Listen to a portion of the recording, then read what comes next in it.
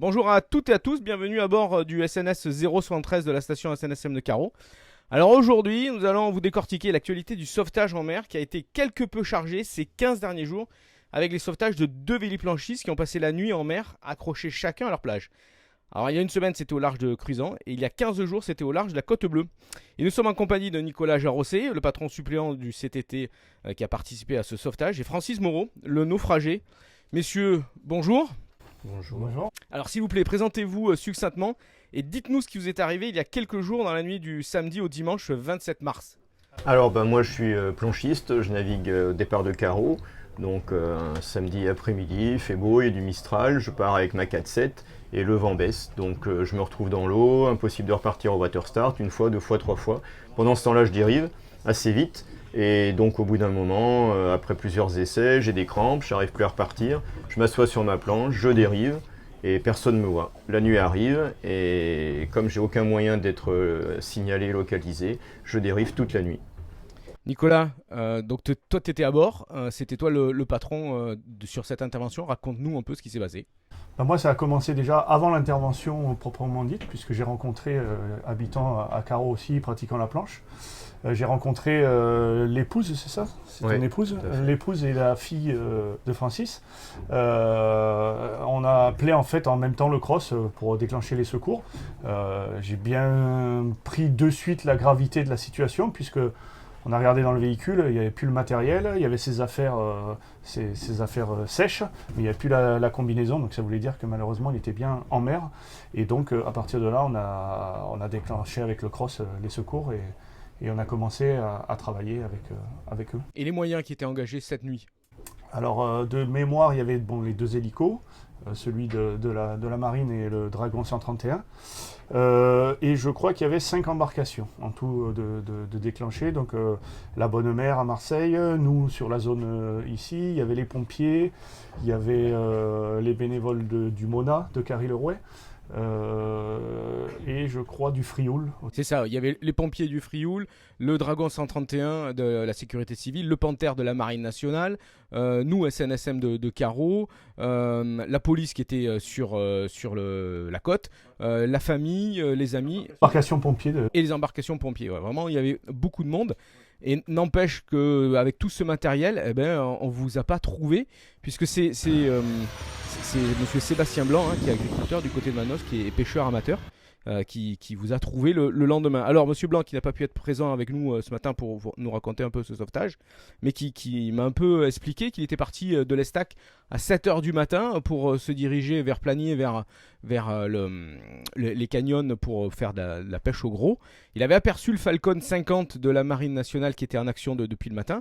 Et puis, quand il vous a vu, il pensait que c'était un tronc d'arbre, une planche, jusqu'à ce que vous manifestiez. Et ensuite, il vous a récupéré et vous a amené jusqu'au Carry-le-Rouet, voilà, où les pompiers vous ont pris en charge et vous ont emmené. Voilà. Et même, il m'a expliqué qu'il était un peu surpris parce qu'il n'a aucune notion de secourisme. Et vous étiez déshydraté, vous n'étiez pas en forme, quoi. Voilà, hypothermie. Oui, en hypothermie. Ouais. Voilà. Donc, vous, comment vous vous sentez maintenant? Quel message vous voudriez faire passer à tous les véliplanchistes, à toutes les personnes qui pratiquent les sports nautiques sur la côte bleue, voilà. Déjà le message, ce serait que ça peut arriver à tout le monde, n'importe quand, et qu'on dérive beaucoup plus vite et beaucoup plus loin qu'on peut le penser, parce que moi j'habite ici depuis 30 ans, donc je connais très bien le coin, et malgré ça, je ne pensais pas pouvoir dériver aussi vite. Et donc ce qui est important et ce que je vais faire immédiatement, c'est m'équiper au niveau de la communication et au niveau de pouvoir se faire repérer. Donc il y a différents systèmes qu'il va falloir adapter, qu'il va falloir fixer, le Cialume ou le téléphone portable dans une pochette ou le dial. Il y a différents systèmes. Prévenir le début, prévenir la fin d'une session. Ça aussi c'est indispensable. Et à partir de là, toujours être plus prudent. Mais voilà, c'est indispensable, il faut absolument qu'on le fasse dans tous les sports nautiques. Oui, c'est super important parce que le matériel, c'est ça qui va vous sauver. Et Nicolas, tu vas nous présenter un peu tout ça. Ouais, donc il existe différents systèmes, mais comme Francis a dit, moi aussi je suis pratiquant de planche depuis de nombreuses années. Donc il y a du matériel qu'il faudra certainement adapter. Donc là vous pouvez voir, il y a le dial. Je l'utilise depuis un petit moment. C'est vraiment... au début, j'étais pas très chaud pour ce matériel. Et pour l'utiliser, c'est simple et c'est vraiment efficace. Après, il en existe d'autres. Hein. Moi, sur mon harnais, j'ai un scialume scotché avec 5 mètres de bout qui peuvent servir.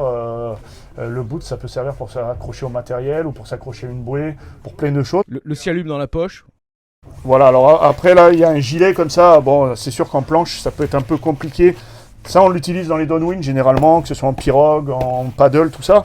Mais voilà, une petite poche sur un harnais, ça pourrait être bien que les fabricants le fassent, hein, comme tu disais, Francis. On aurait ça derrière, ça serait pas mal. On peut y mettre un scialume. Donc ça a une durée de vie entre 8 et 10 heures une fois cassé. Il n'y a pas besoin de pile, ça fonctionne toujours. On peut y mettre un téléphone étanche, avec, voilà, celui-là, il est flottant en plus. Ça, dans l'idéal, les pilotes d'hélico nous l'ont dit, hein, ça, ils nous trouvent, mais alors, dès qu'il fait nuit, ils nous voient à des kilomètres. Ils n'ont pas décollé, que déjà ils nous voient.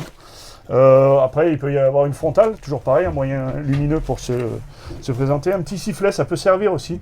Quand il y a de la brume ou quand un bateau passe à proximité, ça porte beaucoup plus que la voix. Voilà. Bon, après, couteau, tout ça, mais voilà. Le voit, il y a un équipement qui n'est pas onéreux. Hein, un bâton de scialume, ça coûte 2,50 €. La fluorescine, ça coûte 3,50 €. Il y a des petits moyens, de petits matériels qui coûtent pas très cher et qui permet de vous sauver la vie, quoi, et surtout d'être opéré. Ouais, bah comme le système Dial, hein. Même si au départ ça coûte 150 €, après je crois que c'est une trentaine d'euros par an. Quand on est prêt à mettre autant d'argent dans du matériel, moi mon fils il l'utilise, ça sert à plusieurs personnes, ça rassure et de toute façon la vie elle a pas de prix, hein, donc voilà, je trouve que c'est pas très onéreux comparé au matériel, au prix du matériel. Francis, merci beaucoup. On espère que vous allez bien et que le message va être passé auprès de tous les véliplanchistes. Voilà, c'est le plus important. Tous les pratiquants, voilà, tous les pas que les pratiquants véliplanchistes. Ouais. Kite et ainsi de suite. Messieurs, merci beaucoup et bonne fin de journée. Merci, au revoir.